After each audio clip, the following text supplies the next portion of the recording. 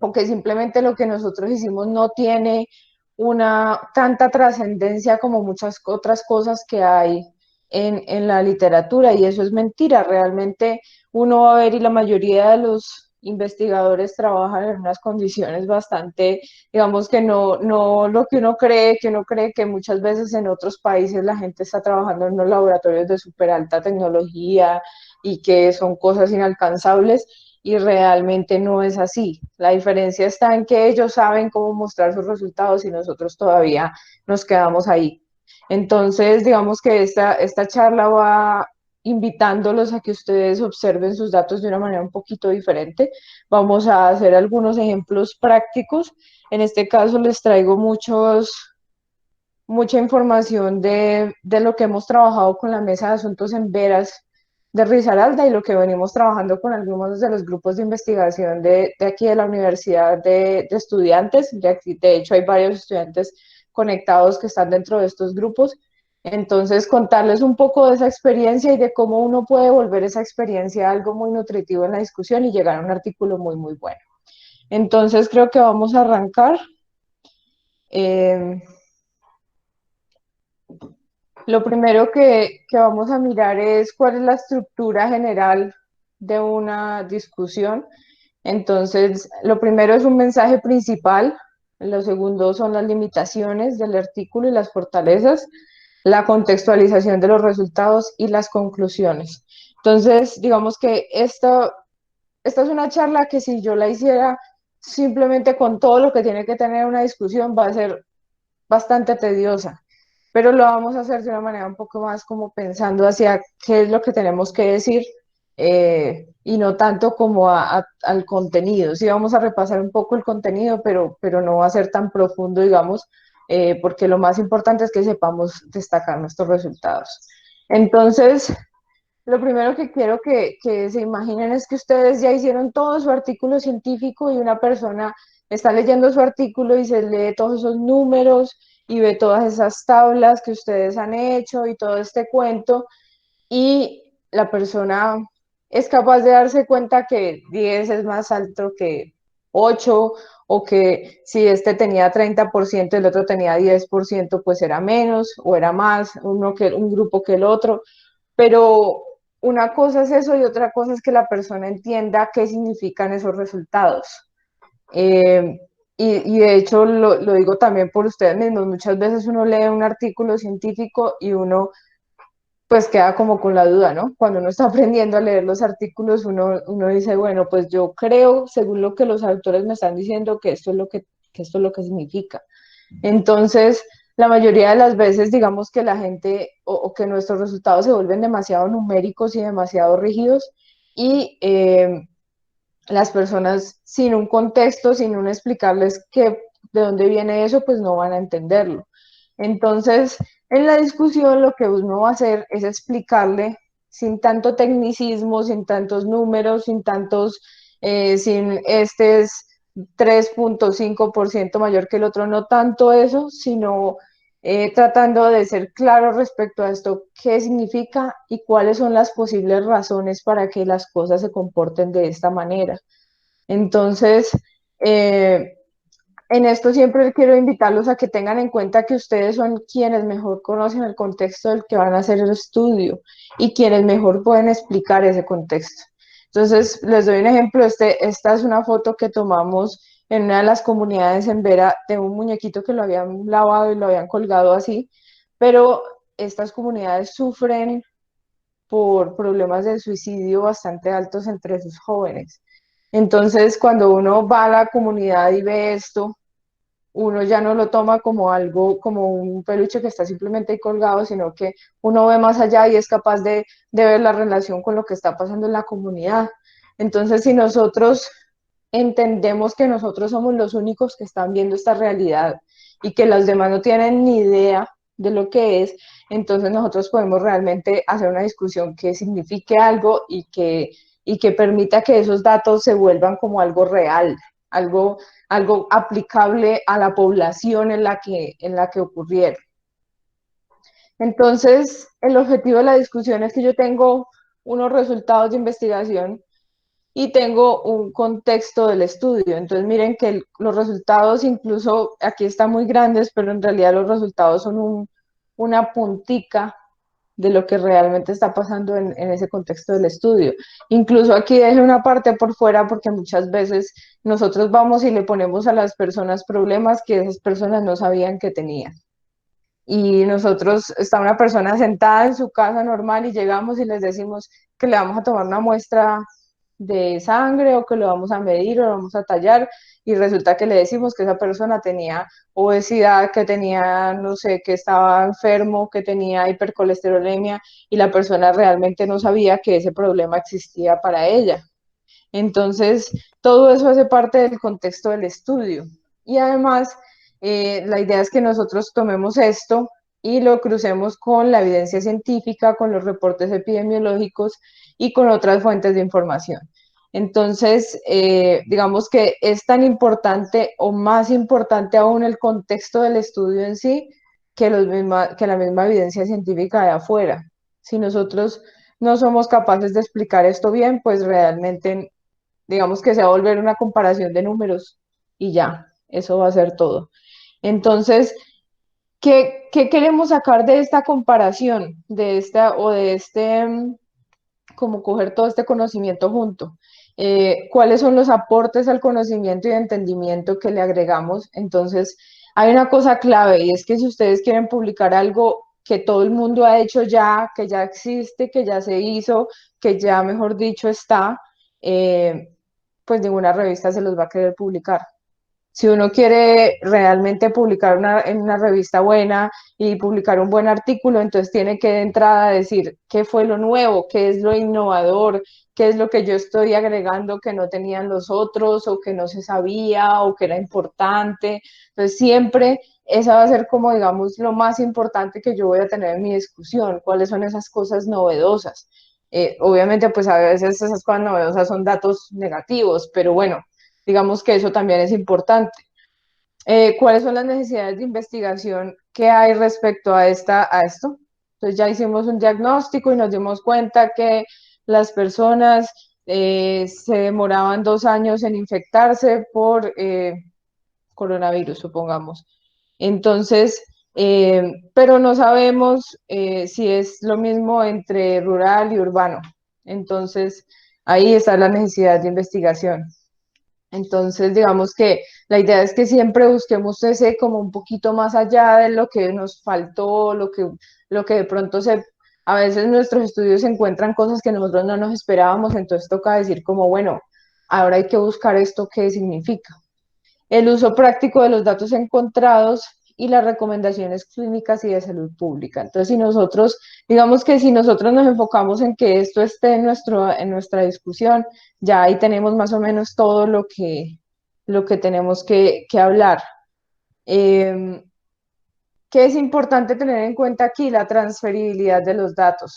Entonces, eh, cuando nosotros hacemos un estudio, aquí voy a poner un ejemplo muy común, hacemos un estudio en el Hospital San Jorge. Y el Hospital San Jorge es un hospital de tercer nivel al que llegan pacientes remitidos de todo Risaralda, que muchos de esos pacientes vienen de pueblos que quedan a varias horas o también a veces vienen de otros municipios por fuera de Risaralda. Y eso hace que las personas que llegan acá sean simplemente, o sea, que tengan como el criterio para llegar aquí, que tengan algo grave o que necesiten algo complejo.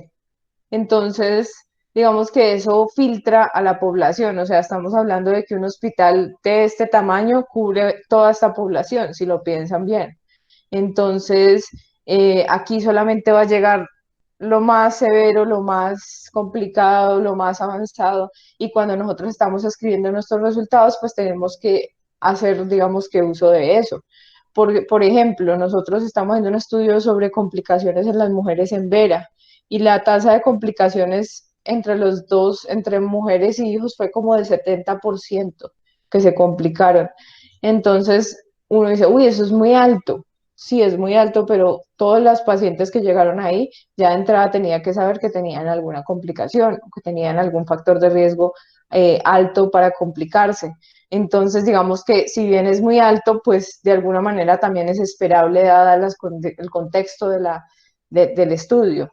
Y entender pues que nosotros en realidad pues Risaralda es relativamente pequeño y que Colombia es muy diverso y tiene muchas cosas diferentes y que ya de aquí en adelante pues está todo el mundo. Entonces cuando nosotros estamos hablando de nuestros datos siempre tenemos que ser muy claros en a quién aplican. Si nosotros decimos que esto es un estudio en un hospital de tercer nivel, entonces no podemos aplicar los resultados a la población general. No podemos aplicarlos a toda la población en Vera, por ejemplo, en este caso, y decir que todo el 70% de todos los nacimientos en las mujeres en Vera se complican. No, eso sería una mentira decirlo, porque realmente no sabemos, no sabemos de acuerdo a los datos que recogimos. Entonces hay que tenerlo muy en cuenta cuando estamos hablando de nuestros resultados.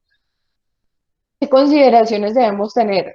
Enfocarnos en los aportes al conocimiento y no en lo que ya se sabe, no repetir lo mismo que ya dijeron los otros. La discusión no debe repetir los resultados de manera literal, como un texto, decir pues otra vez los números y eso. Evitar reclamar protagonismo. Entonces, nuestro estudio es el primero en mostrar que o nosotros somos los primeros y nunca nadie lo había hecho. Eso no se debe hacer ni en la introducción, ni en la discusión, ni en ninguna parte del artículo.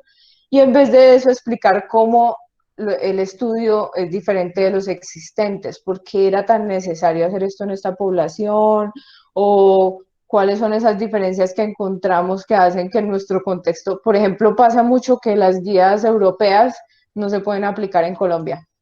Entonces, nosotros podemos decir en esta parte como, bueno, les doy un ejemplo, nosotros hicimos un estudio sobre POC y nos dimos cuenta que si bien existía una guía que decía que a todos los pacientes había que mandarles inhaladores de larga acción, eh, aquí en Colombia se los mandan, pero nunca se los da la EPS. Entonces, nosotros podemos decir en nuestra discusión, bueno, ¿y de qué sirve tener una guía? ¿De qué sirve tener unos medicamentos que son muy buenos y que de hecho se supone que están en el post si al final la aplicación clínica de eso es ninguna porque la gente no le entregan el medicamento y las personas terminan utilizando los inhaladores de corta acción que no son tan eficaces?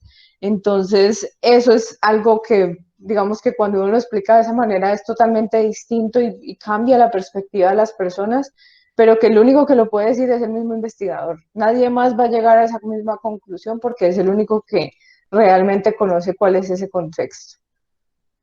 Entonces, lo primero que tengo que decir es sobre qué voy a escribir, ¿cierto?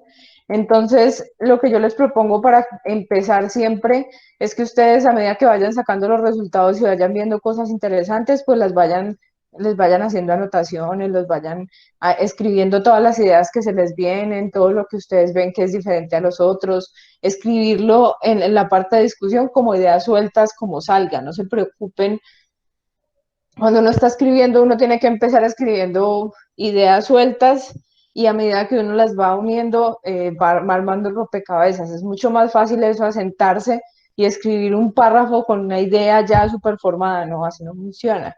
La mayoría de veces lo que tenemos que hacer es como ir llevando nuestra idea, irla formando de a poquitos y darle tiempo. Esto es muy importante cuando uno está escribiendo en general. Si uno hace cosas a la carrera no le van a quedar bien, tiene que darse unos días para trabajarlo. Entonces lo que vamos a hacer es que uno empieza leyendo sus resultados de principio a fin y tomando nota de todo lo que uno vea que le llamó la atención, de todas las tablas que de pronto uno vea alguna parte que está un poquito más arriba que la otra o que tenía un resultado significativo en las pruebas, ese tipo de cosas, entonces hacemos una anotación al respecto. Entonces, esto es un primer borrador, un ejemplo de un estudio. Entonces, dice, 2/3 de los pacientes con heridas traumáticas eran hombres con lesiones por accidentes de tránsito y los accidentes ocurrieron a 1/3 de las mujeres en la casa. Entonces, son datos sencillos. Realmente aquí no hay ni siquiera pues como algo de análisis súper complejo, sino que son hallazgos interesantes que muestran patrones, ¿no? Entonces, simplemente ir colocando pues cada una de estas ideas que a nosotros se nos ocurran. La mayoría de las lesiones eran en extremidades, principalmente se remitieron fracturas y lesiones articulares. Entonces, digamos que estos son digamos que una primer borrador donde yo simplemente cojo y escribo las ideas muy crudas, muy claras, muy sencillas. Y luego, entonces empiezo a escribir el mensaje principal. Entonces, el mensaje principal responde a la pregunta planteada en la investigación. Entonces, siempre en la introducción de un artículo, pues al final va la pregunta y la idea es que yo lea el primer párrafo de la discusión y me responda a esa pregunta. Entonces, es como que yo hice la pregunta, sustenté todo lo que encontré y después llegué y dije, listo, de acuerdo a todo lo que encontré, puedo decir que esto se comporta de esta manera. Incluye los hallazgos principales y por qué son importantes, o cómo se pueden utilizar o qué implican. Y algunas formas de empezar son los resultados de este estudio mostraron que, o nuestros resultados indican que el propósito de este estudio era tal cosa y encontramos que tal cosa. Entonces, en realidad, esto es bastante sencillo. Digamos que aquí no hay que ponernos a enredarnos mucho. Entonces, les voy a dar un ejemplo. Un estudio sobre conexión a la naturaleza y felicidad. El propósito de este estudio era dar un resumen cuantitativo de la literatura sobre el vínculo entre la conexión a la naturaleza y la felicidad. Auspiciosamente surgió una imagen bastante clara. La relación entre la conexión a la naturaleza y la felicidad parece ser positiva y significativa. En general, los individuos que están más conectados a la naturaleza parecen ser más felices. Esto es un artículo publicado en Frontiers in Psychology, que es una muy buena revista, y este es el primer párrafo así tal cual traducido, pero igual, no le quité nada ni nada. Y miren que no tiene, ni siquiera tiene números. Es muy sencillo, es muy clara la idea y es como si ustedes se la quisieran decir a alguien en un periódico o en una, o sea, tiene que ser entendible por todo el mundo, porque muchas personas de pronto entran a su artículo y no van a entender la mayoría de los resultados. Entonces, ahí en el mensaje principal es donde uno realmente como que plasma eso que encontró. Este es otro sobre hábitos de vida saludable y expectativa de vida libre de enfermedades. Entonces dice, utilizando datos de 2 estudios de cohorte con un gran número de participantes, observamos que la adherencia a un estilo de vida de bajo riesgo se asociaba con una mayor expectativa de vida a los 50 años, libre de enfermedades crónicas por aproximadamente 7,6 años en hombres y 10 años en mujeres, comparados con participantes sin ningún factor de riesgo bajo. Entonces, miren que aquí pues se mencionan algunos datos muy concretos, pero es muy sencillo lo que se dice. Siempre es como más enfocándose en el mensaje. Luego entonces pasamos a hacer las limitaciones y fortalezas. Entonces, pues ninguna investigación es perfecta y si ustedes declaran sus limitaciones, ya, nadie puede decir nada al respecto.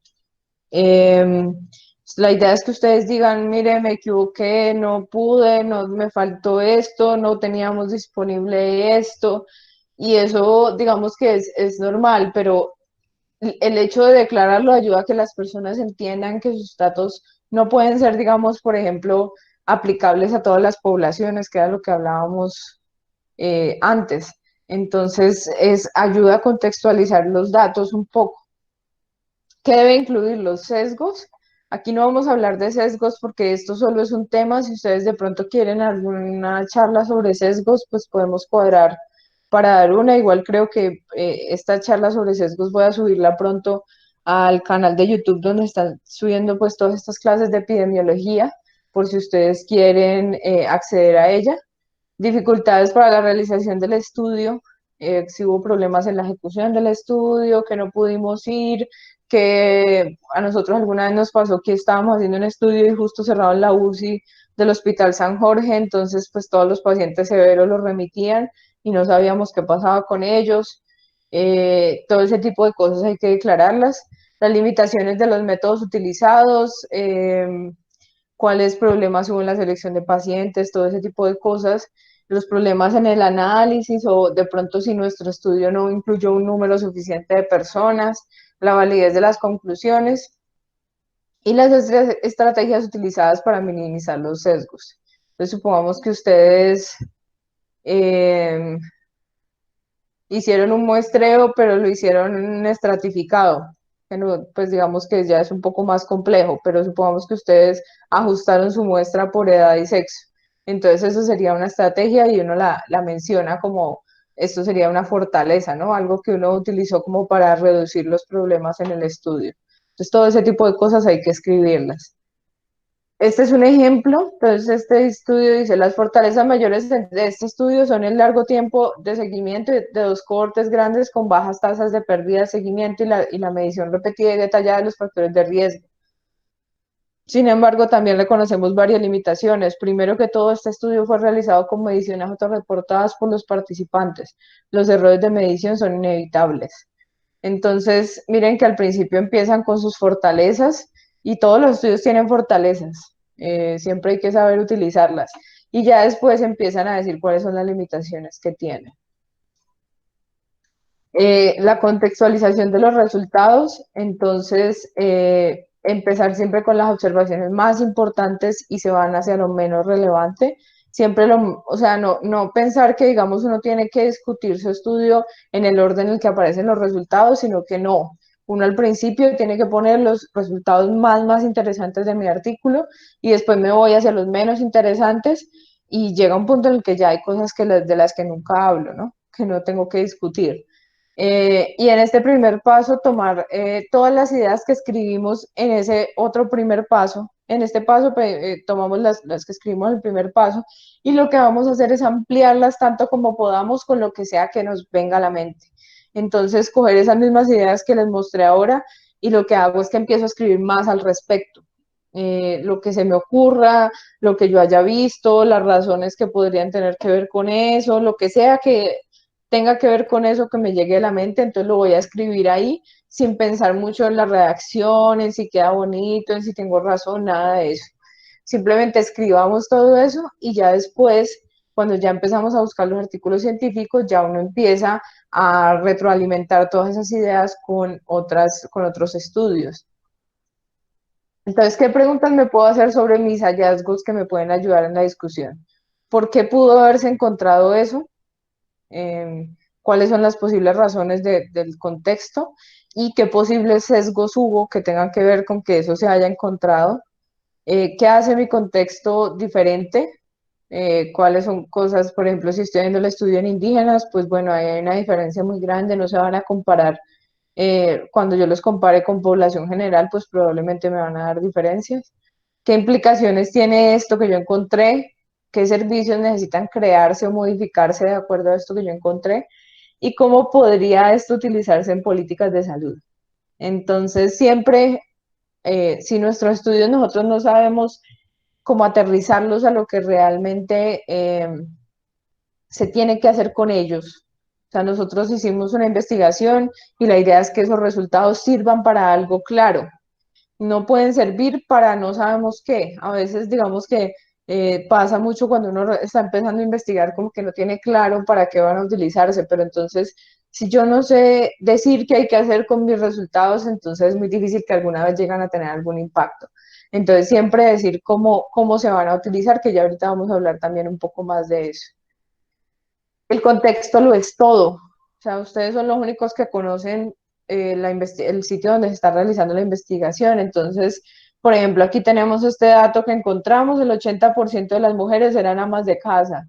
Y esta es la realidad. Esta realidad es que nosotros, esta foto la tomé en Pueblo Rico en una de las visitas que hicimos, y esta señora tenía por lo menos unos 60 años.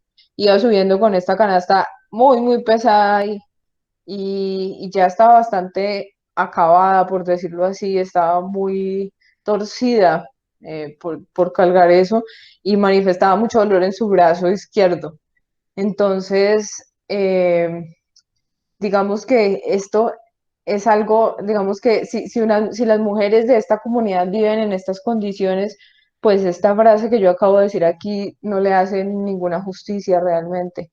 Entonces es mi deber como investigador realmente saber hacer el vínculo entre estas dos cosas y explicar de dónde vienen los datos, cuáles son las realidades en las que nosotros estamos trabajando y por qué eso dio de esa manera que daba. Entonces, obviamente sí, el 80% de las mujeres son amas de casa, porque en las comunidades en Vera todas las mujeres son amas de casa y algunas de ellas logran estudiar, algunas logran, digamos que acceder de pronto a colegio, de pronto a la universidad.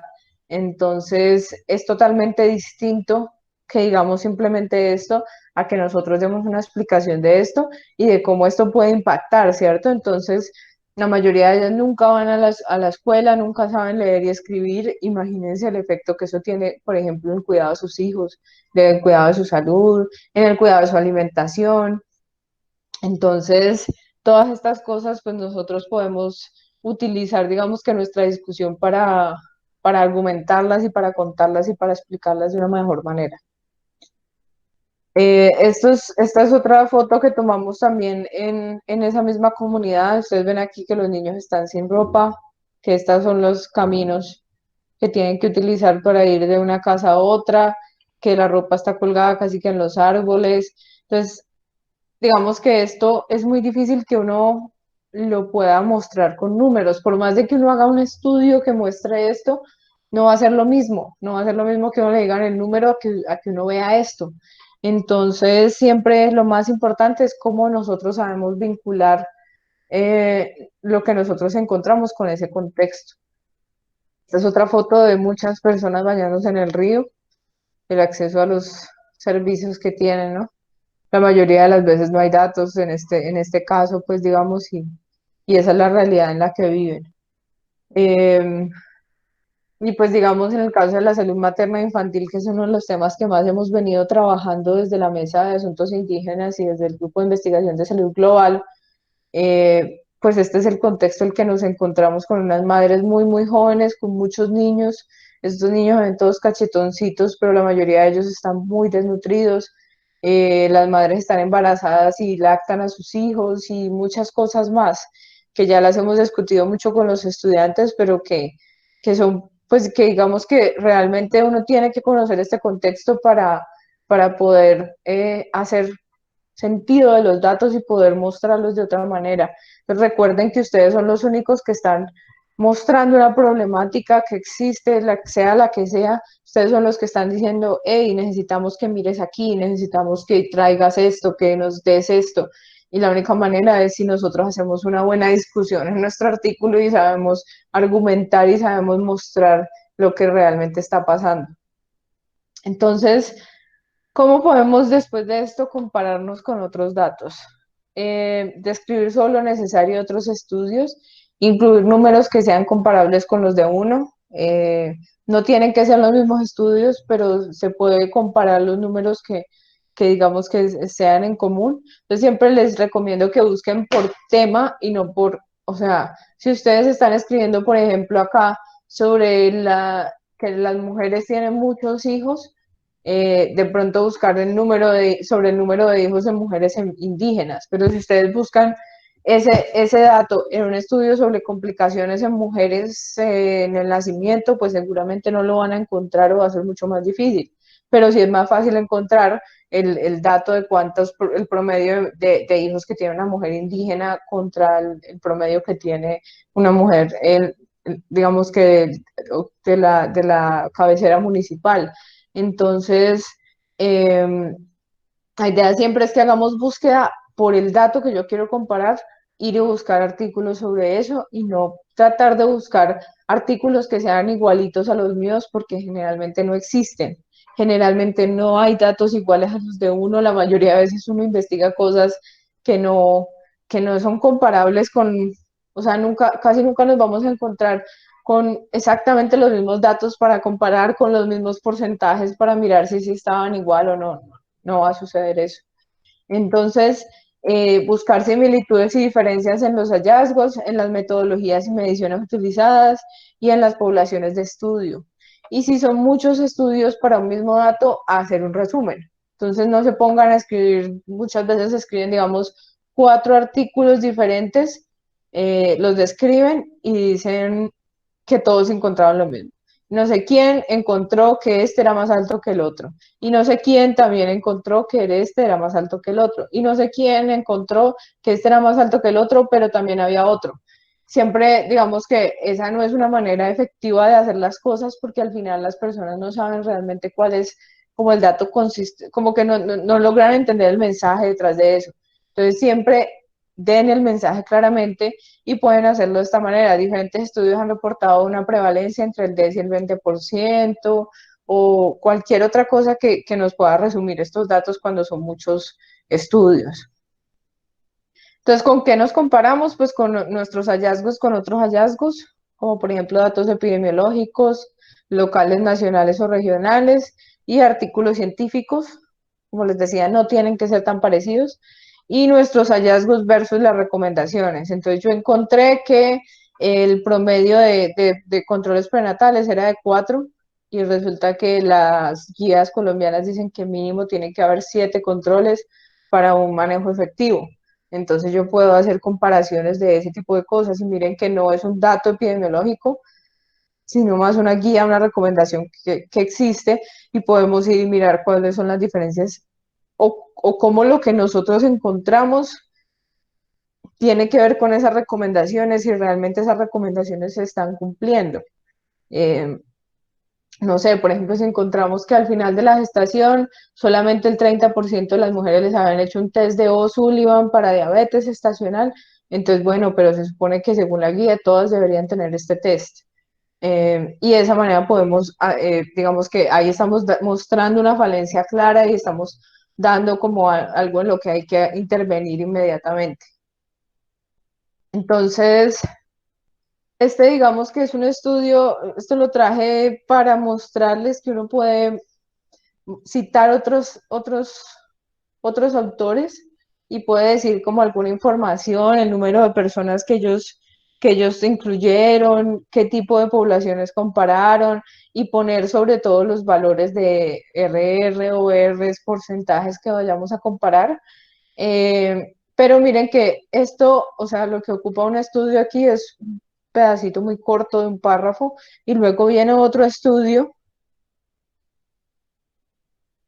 Y ellos después lo que dicen, o sea, nunca dejarlo ahí, nunca, digamos que compararse con otros y ya, sino que siempre tenemos que decir qué significa esto. Entonces, nosotros, todo el mundo decía era más, digamos que la prevalencia de complicaciones en mujeres era del 30% y nosotros encontramos el 70%. Entonces, yo tengo que terminar el párrafo diciendo qué significa eso. Entonces, en este caso, ellos dicen, nuestro estudio extiende estos hallazgos de los otros autores en varias maneras y entonces explican cuáles son las cosas que agregaron al conocimiento, cuáles son los aportes al conocimiento que ellos hicieron. Entonces, de esta manera, y pues también como cuáles son las necesidades que se derivan de eso que encontramos. Mm, y ya entonces llegamos a las conclusiones. Entonces las conclusiones deben tener un mensaje claro que cierre el artículo. Siempre debe quedar como un cierre, no dejarlo como terminar simplemente discutiendo, discutiendo, discutiendo y ya, sino que al final la persona quiere volverse a llevar el mismo mensaje como reafirmado de acuerdo a lo que se leyó en las conclusiones. Entonces, la pregunta clave aquí sería, ¿qué significa esto que encontré y cuál es el siguiente paso para poner estos resultados en la vida real? ¿Qué es lo que hay que hacer para que estos resultados aterricen en la población en la que quieran o necesiten aterrizar?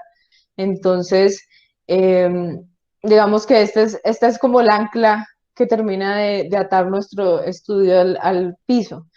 Entonces, este es un ejemplo de un mensaje de cierre. En conclusión, nuestro estudio no soporta la evidencia de que la vacunación con triple viral aumenta el riesgo de autismo, causa autismo en niños susceptibles o está asociada con brotes de autismo después de la vacunación.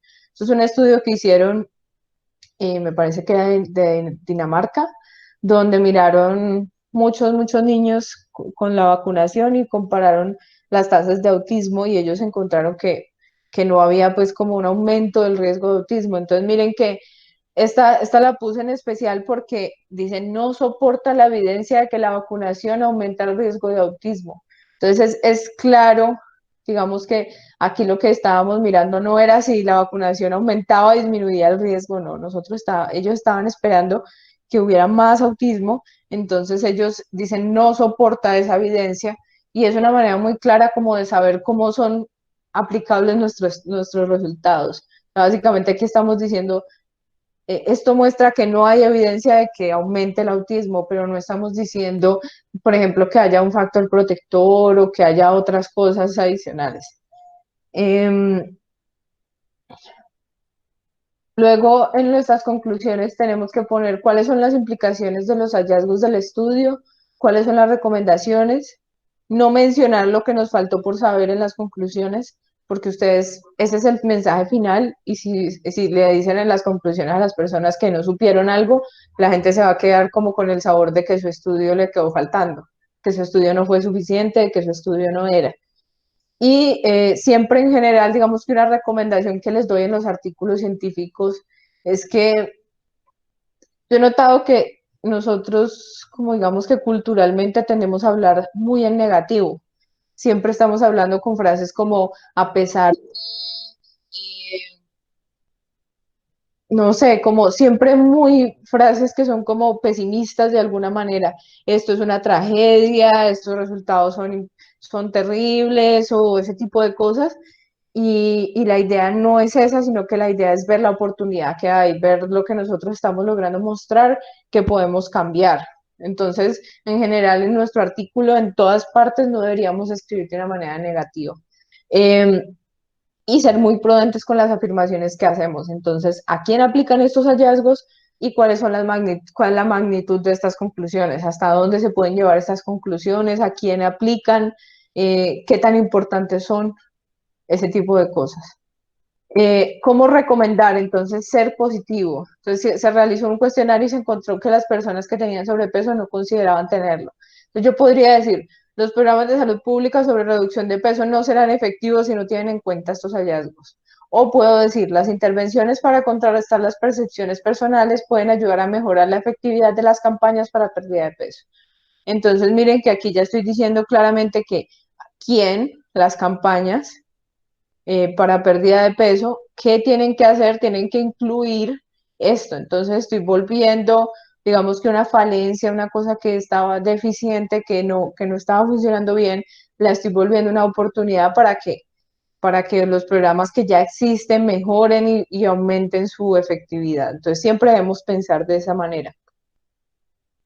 Eh, este es un ejemplo, pues digamos, bastante largo, pero entonces digamos que lo más importante es como la primera parte. Existe un considerable cuerpo de evidencia que respalda la afirmación de que la humedad y el moho en el hogar son un problema importante de salud pública, no solo por su impacto inmediato, sino también por las implicaciones a largo plazo. Y acá entonces dice, a partir de esto, los planificadores encargados de formar políticas y profesionales de la medicina ahora planificarán una acción conjunta para erradicar este riesgo para la salud inaceptable e innecesario. Entonces, miren que siempre cuando uno da recomendaciones tiene que decir a quién le va a recomendar qué. Si los profesionales de la salud o los médicos son los que tienen que hacer determinada cosa, entonces hay que recomendárselos a ellos. Si es para las guías de tratamiento, hay que recomendárselo a ellos. Si es para los organismos de control, hay que decir exactamente hacia quién va esa recomendación. Este es otro ejemplo del artículo de consumo de frutas y verduras y riesgo cardiovascular que veíamos ahora. Entonces, dice, en conclusión, este estudio indica que la frecuencia de consumo de frutas y verduras está inversamente asociada con la incidencia de eventos cardiovasculares y su mortalidad en la población general de Estados Unidos.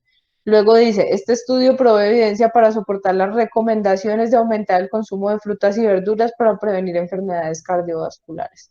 Entonces, miren que la recomendación es muy sencilla al final. Después de que hacen un estudio para mirar que efectivamente aumenta todos los desenlaces cardiovasculares, es como, bueno, ya podemos, nuestra recomendación es que sigas comiendo frutas y verduras.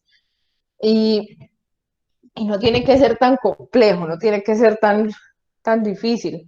Eh, no solamente los estudios, ensayos clínicos son valiosos, la mayoría de las cosas no son una intervención, no vienen en una tableta, sino que son diferentes, entonces hay que saber mostrar los resultados.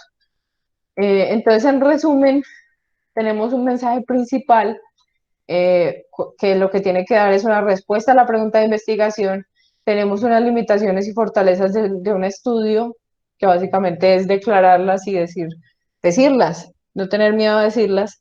Contextualización de los resultados, cuál es la realidad de la población de estudio, cuáles son las posibles explicaciones para esta realidad o que tienen que ver con esta realidad, la comparación con otros datos y las conclusiones e implicaciones y recomendaciones de los resultados. Vamos que estas dos serían las que lo más importante que tiene que decir esas conclusiones. Entonces, finalmente, pues dejarles estas dos fuentes de información muy recomendadas, son los dos libros de los que siempre me baso para todo lo que es escribir artículos científicos. Si alguno de ustedes los quiere tener, me pueden escribir y yo se los paso. Los tengo los dos en virtuales. Entonces, bueno, nada, agradecerles y